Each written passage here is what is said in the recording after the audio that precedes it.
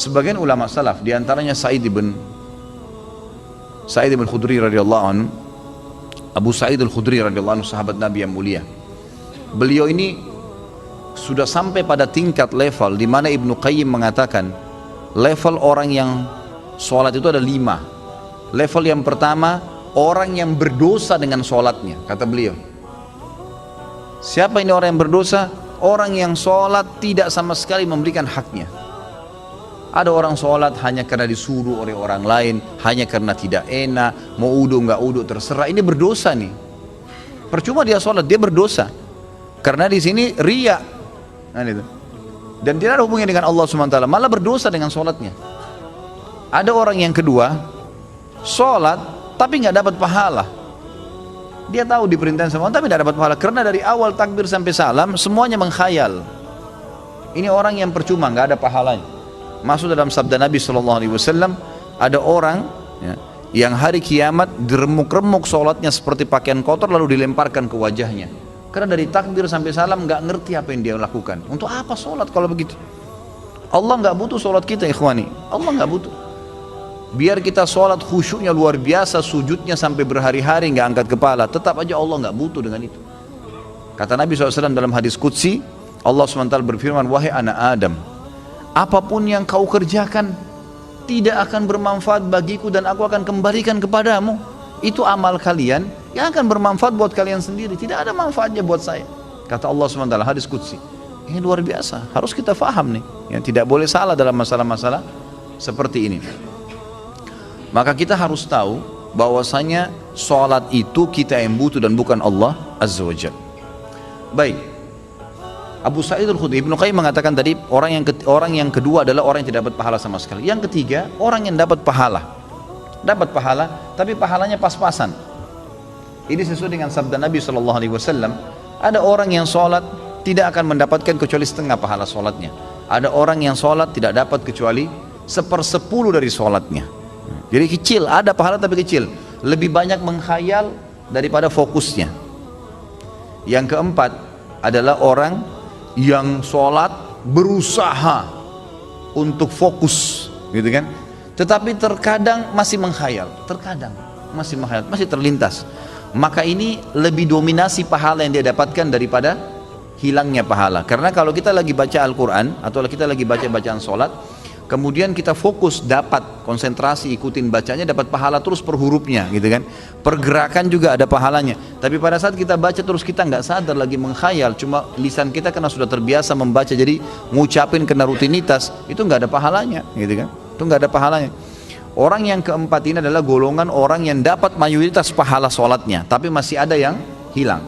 Bedanya tadi dengan orang yang ketiga, mayoritas pahalanya hilang, cuma sedikit yang dia dapatkan, gitu kan. Terbalik. Yang kelima, ini yang luar biasa. Orang yang sholat semuanya dari takbir sampai salam fokus.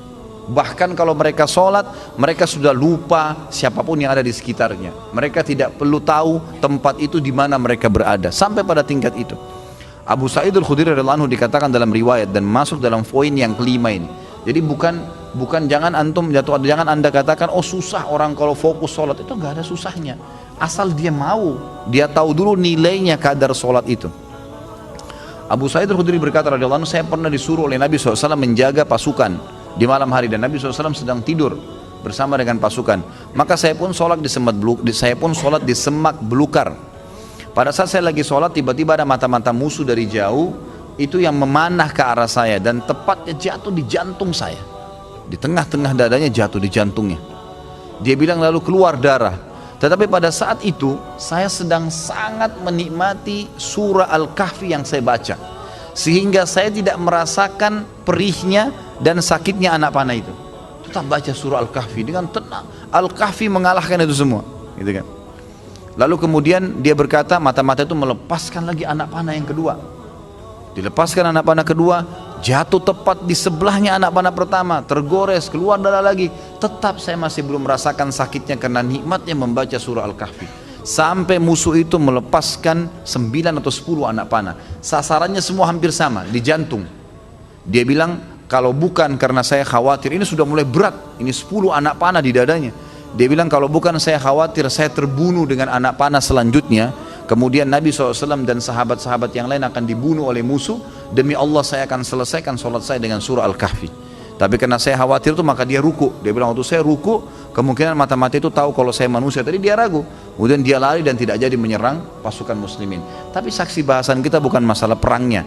Bagaimana Abu Sa'id Al-Khudri bisa fokus sampai tidak merasakan sakitnya anak panah. Coba nih teman-teman di sini kalau digigit nyamuk, ya. Digigit nyamuk gimana tuh? Jangan kan digigit, baru suaranya sudah buyar semua konsentrasinya, gitu kan? Seseorang di antara sahabat dan tabi'in dinukil dalam buku-buku tentang khusyuan sholat, kumbang datang menggigit, menyengat dahi mereka, berdarah, mereka nggak bergerak, seperti batang pohon yang kokoh. Luar biasa, karena mereka tahu sama siapa mereka berhadapan, gitu kan? Dan memang ini sudah menjadi tradisi mereka ya. Bagaimana jikalau kita sholat tapi memikirkan level-level sholat seperti yang Pak Ustadz rincikan dengan pembahasan barusan, apa tetap dapat pahala? Level-level sholat apanya mesti dibayangkan? Enggak, fokus bacaan saja, enggak usah bayangkan yang lain. Alhamdulillahirrabbilalamin, fokus ucapan diucapkan, telinga kita mendengar, mata kita dibuka lihat tempat sujud. Udah, renungi maknanya. Kalau enggak ngerti maknanya, maka kita ikutin bacaannya. Alhamdulillahirrabbilalamin, kita dengar dengan kuping kita, gitu kan? Ar-Rahmanir-Rahim kita dengar. Masa kalau dengar musik bisa konsentrasi, dengar Quran tidak bisa, gitu ya? Jadi gitu, seperti itulah. Jadi nggak usah bayangin apa-apa. Nggak usah bayangin apa-apa. Tadi ada yang bayangin kambing sama ayam apa segala, nggak perlu gitu. Apakah level-level tipe sholat tersebut berkorelasi dengan level-level dosa yang telah kita lakukan? Dalam artian level 5 itu dosanya sedikit. Iya tentu saja. Karena itu memang ada hadis Nabi SAW. Ya. Jadi dosa itu bisa menghambat rezeki dan bisa menghilangkan atau mengurangi konsentrasi kepada Allah SWT. Malasnya kita ibadah justru karena adanya dosa. Salah satunya, maka coba perbanyak istighfar, Saya punya pengalaman pribadi, pernah saya belajar waktu saya masih SMA kelas 3 di kota Madinah pada waktu itu tahun 1993. Kemudian saya di masjid kampus lagi menghafal materi balaghah. Memang agak sulit waktu itu materinya. Saya coba hafal nggak bisa, lupa terus. Saya juga kalau sholat, gitu kan, sering kadang-kadang tidak konsentrasi, lebih banyak menghayalnya. Subhanallah, ada teman dekat saya, Dr. Muhammad namanya, sekarang baru selesaikan S3-nya doktornya, adik kandungnya Dr. Sulaiman Rahili, sahabat dekat saya, gitu kan.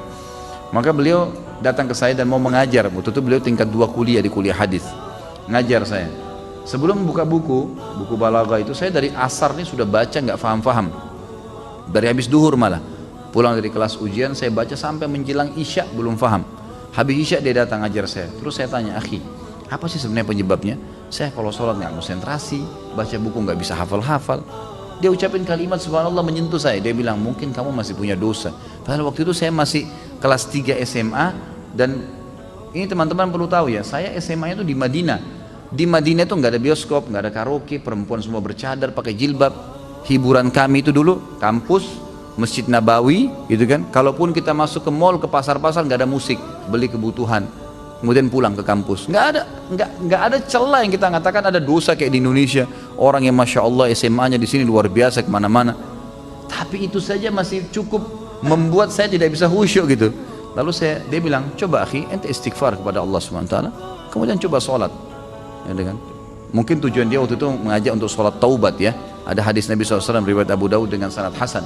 Tidak ada seorang hamba yang berbuat dosa, kemudian dia berwudu, lalu dia sholat 2 rakaat, lalu dia beristighfar, kecuali Allah ampuni dosanya. Maka saya astagfirullah wa atubu ilaih, saya berdiri, saya sholat. Waktu itu 2 rakaat menghadap kiblat, subhanallah. Begitu saya salam, ini pengalaman pribadi. Begitu saya salam, saya belajar dengan dia setengah jam buku itu saya fahami. Setengah jam buku itu saya faham. Bahkan saya hafal hal-hal yang tidak saya hafal sebelumnya, yang sudah mungkin 6 jam saya belajar. Gitu kan, subhanallah. Saya jadikan patokan, ternyata memang dosa bisa jadi penghambat itu. Maka makin pekah, makin dekat dengan Allah SWT, maka makin berpengaruh kehusyuan tentunya.